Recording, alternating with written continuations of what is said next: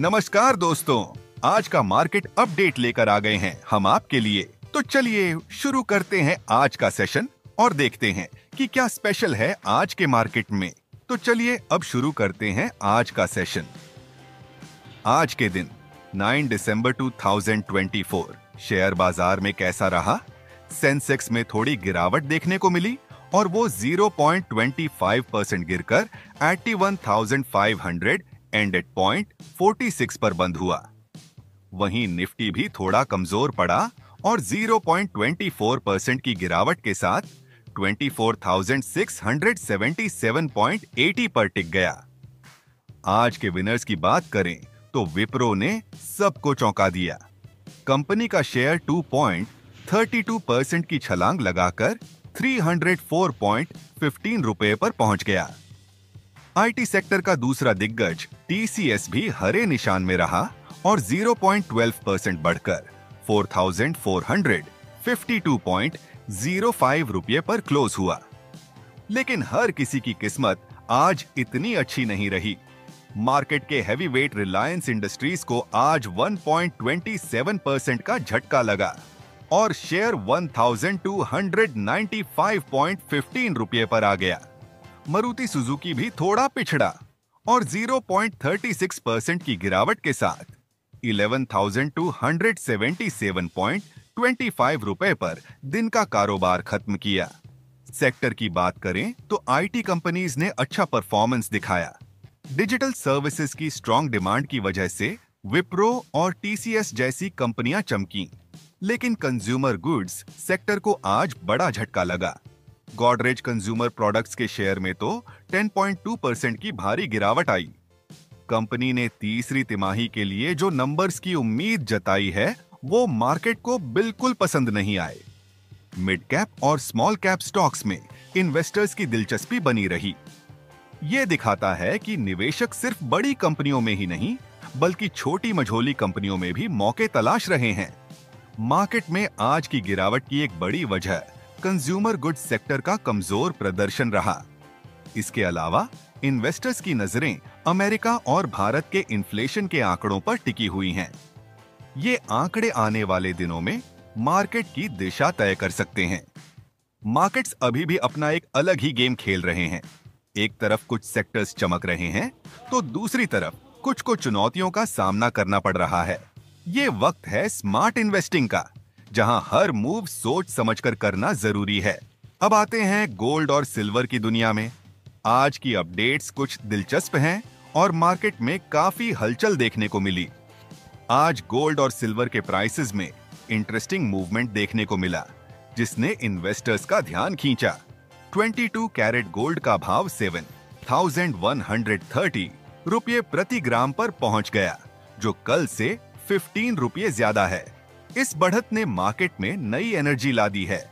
24 carat gold की बात करें तो वो 7,780 रुपये प्रति ग्राम के आसपास ट्रेड कर रहा है। सिल्वर भी अपनी चमक बनाए हुए है और 92 रुपये प्रति ग्राम पर स्टेबल दिख रहा है, जो कि इन्वेस्टर्स के लिए एक पॉजिटिव संकेत है।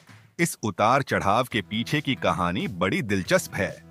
ग्लोबल मार्केट में चल रही अनसर्टेनिटी ने गोल्ड को सेफ हेवन के तौर पर और भी अट्रैक्टिव बना दिया है। दुनिया भर में जो टेंशन चल रही है वो गोल्ड की डिमांड को लगातार बढ़ा रही है। इसके साथ ही वेडिंग सीजन की डिमांड ने भी लोकल मार्केट में गोल्ड प्राइसेस को मजबूत सपोर्ट दिया है। एक्सचेंज रेट का खेल भी बड़ा दिलचस्प है। यूएसडी के मुकाबले आईएनआर में जो मूवमेंट्स आ रहे हैं वो गोल्ड और सिल्वर की इंपोर्ट कॉस्ट्स को सीधे प्रभावित कर रहे हैं। मार्केट के जानकारों का कहना है कि ग्लोबल बॉन्ड यील्ड्स का कम होना गोल्ड को एक अट्रैक्टिव इन्वेस्टमेंट ऑप्शन बना रहा है, जिससे इसकी डिमांड में और इजाफा हो सकता है।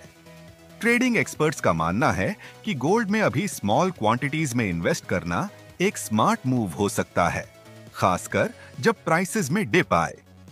उनका कहना है कि ये लॉन्ग टर्म इन्वेस्टमेंट के लिए एक अच्छा मौका है। सिल्वर भी एक प्रॉमिसिंग ऑप्शन के रूप में उभर रहा है, क्योंकि इंडस्ट्रियल यूज में इसकी डिमांड तेजी से बढ़ रही है।